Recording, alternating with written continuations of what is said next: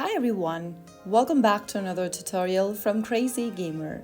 Today in this video we will be learning how to install Honkai Star Rail on your mobile devices. This tutorial works for both Android and iOS device, so let's get started.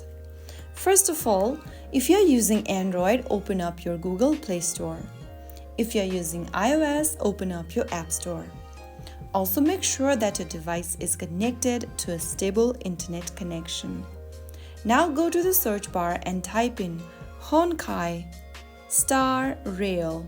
From the search result, look for this application from Cognosphere Pte Limited and tap on the Get or the Install button. On your iOS, you may need to authenticate with Face ID, Touch ID, or your Apple ID password. So make sure you do that, and then your game download process will begin. Make sure that your phone has at least 10 GB free storage, use a stable internet connection for faster downloads, and you will be able to download the application in a few minutes.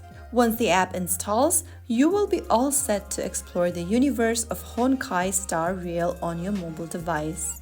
So that is how it's super easily done. If you found the video helpful, don't forget to like, share and subscribe to the channel.